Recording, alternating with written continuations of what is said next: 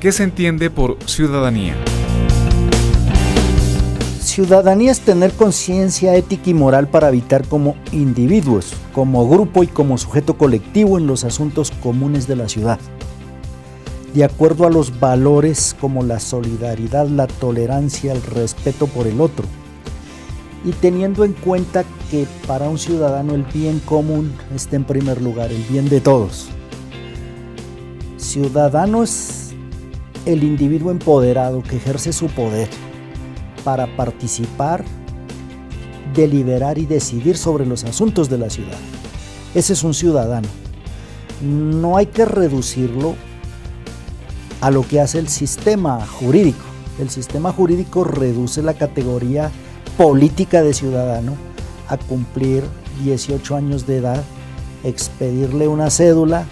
Esa cédula le sirve para realizar algunos actos de la vida jurídica, como por ejemplo cuando va a un tribunal, en la entrada le dicen deje su documento para identificarse, entonces la cédula como identificación. Eso está bien, pero lo importante de la ciudadanía es que el ciudadano ante todo debe ser un sujeto político, es el titular de la democracia. Y entonces tiene que estar en capacidad de participar, deliberar y decidir en los asuntos comunes. La ciudadanía hace referencia a que los hombres y las mujeres tienen que ser libres de opinar. La ciudadanía es ante todo opinión, opinar sobre los asuntos públicos, deliberar y decidir sobre los asuntos públicos. Y no, como el sistema hace, que nos cuenta cada 4 años si ciudadano igual un voto y nos cuentan a nosotros por cabeza. ¿Qué significa ser ciudadano en el actual contexto colombiano? En el actual contexto colombiano la ciudadanía está reducida a que cada 4 años nos convocan a elegir y le hacen un agregado, ser elegidos. Pero básicamente, como nosotros tenemos un régimen de democracia representativa, nos piden la cédula para que votemos por ellos, para que los elijamos, para que les deleguemos poder y luego desaparecen. Y el ciudadano en ese momento queda totalmente desempoderado e inerme como estaba antes de votar. ¿Qué tan viables y efectivos son los mecanismos de participación ciudadana contemplados en la Constitución del 91? Los mecanismos de participación ciudadana, como usted lo plantea, están establecidos en el artículo 103 constitucional. Son 7 mecanismos de participación: voto, el referendo, el plebiscito, la consulta popular, la revocatoria del mandato, la iniciativa legislativa, el cabildo abierto. De esos 7 mecanismos de participación ciudadana, que desde luego jurídicamente, en comparación a la Constitución de 1886, la Constitución de 1991, desde el punto de vista formal y jurídico, es un avance. Porque en la Constitución de 1886 solo teníamos derecho, entre comillas, al voto en los términos que les respondía a la pregunta anterior. Acá nos aumentan 7 mecanismos de participación ciudadana. Eso está bien que estén en la Constitución, eso está bien, yo no digo que no está mal, está bien, pero en la práctica no son viables. ¿Por qué? Porque mediante la Ley 134 de 1994, lo que permite la Constitución, la Ley 134 de 1991 lo prohíbe. Porque estos mecanismos de participación ciudadana permiten desplegar la potencialidad política de los ciudadanos. Entonces, inmediatamente a ese despliegue que aparentemente desde el punto de vista jurídico le entregan al ciudadano, la ley 134 de 1994 le pone los obstáculos porque son impracticables, son costosísimos. Le pone una serie de obstáculos a la participación ciudadana para negar la actividad de los ciudadanos, Por ejemplo, estamos a 22 o 23 años de la Constitución de 1991 y ninguno de ellos se ha realizado. Apenas el plebiscito fracasado del señor Álvaro Uribe, pero para reformar la Constitución en provecho personal. Apenas ese. Pero nosotros no hemos tenido, que en la ciudad necesitamos cabildo abierto para los asuntos de nuestra ciudad de Pasto. ¿Cuántos problemas que tenemos? Aquí se hizo un intento ahorita con el alcalde actual de hacer una revocatoria del mandato, pero es imposible, porque en primer lugar es costoso la movilización de los ciudadanos y en otro sentido ponen un porcentaje del 2 o 3% o el 4% del electorado y entonces movilizar a ese electorado, si a los políticos tradicionales el día de elecciones, entonces cada 4 años esa conciencia no hay, sino que hay la compra de votos y en eso consiste el clientelismo y en eso consiste la pobreza que tenemos nosotros desde el punto de vista político, que no tenemos ciudadanía, la tenemos formalmente en la Constitución, pero nosotros no tenemos ciudadanos. Tenemos que construir a los ciudadanos. ¿El Estado social de derecho garantiza la participación ciudadana en la toma de decisiones colectivas? Me referí en la anterior pregunta a los mecanismos de participación ciudadana. Si esos fueran efectivos, claro, lógicamente la Constitución de 1991, porque una cosa va con la otra, ¿cierto? Se corresponden. Entonces, no garantiza. Garantiza no quiere decir que estén establecidos en la Constitución, sino que sean efectivos y en acto.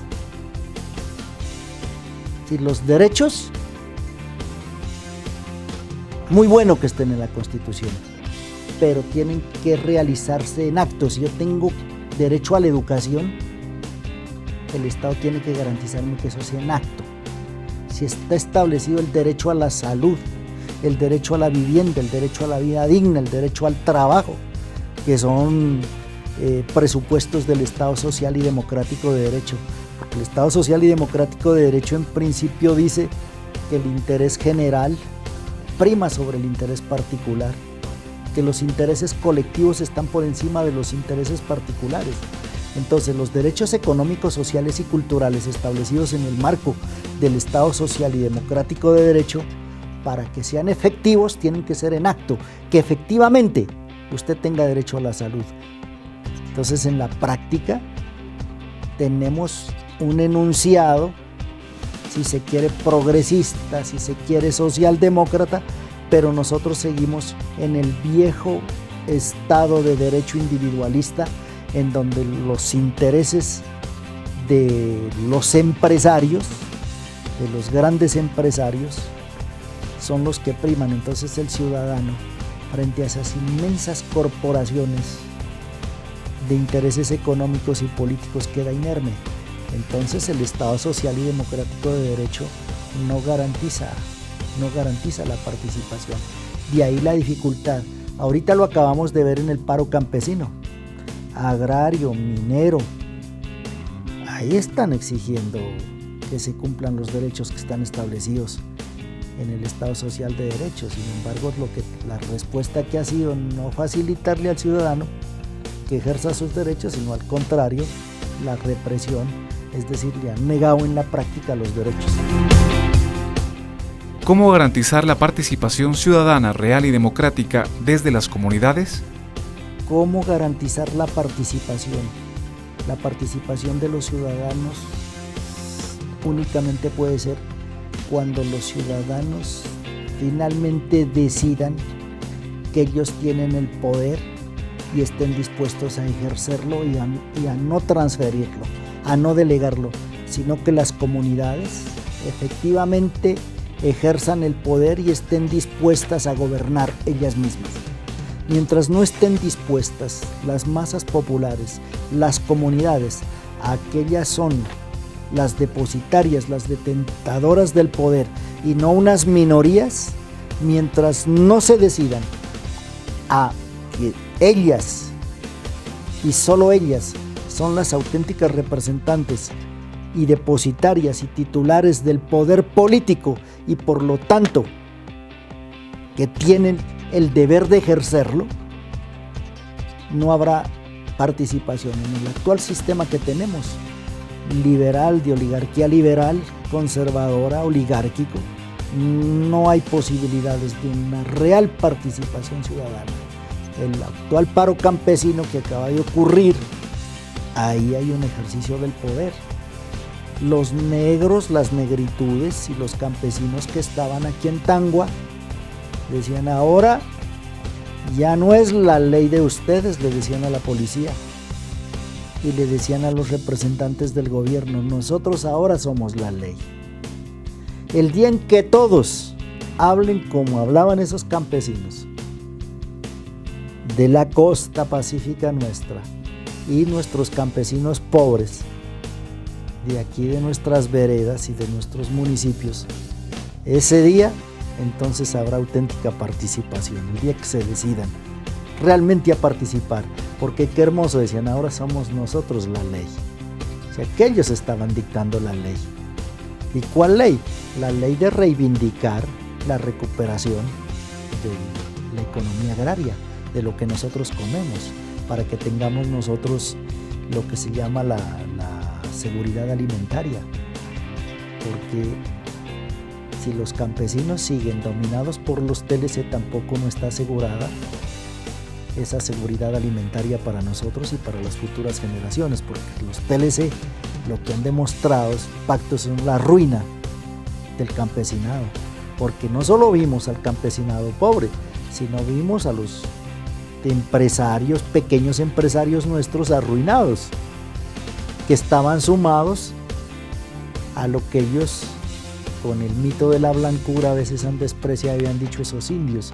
Sin embargo, les tocó plegarse a los descamisados del campo, que arrodillaron al gobierno y le dijeron: nosotros somos la ley. Solo ese día habrá realmente participación y ejercicio del poder directo por parte de las comunidades. Pero eso es un camino, como decía Estanislao Zuleta, un proceso largo, porque esa es la construcción de la democracia directa.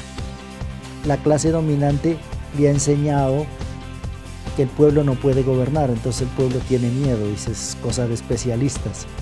Pero con el paro se acaba de demostrar que realmente sí podemos gobernar, y el pueblo le va a perder el miedo a autogobernarse y darse sus propias leyes, unas leyes en que todos quepamos y haya la posibilidad de que todos seamos verdaderamente libres e iguales.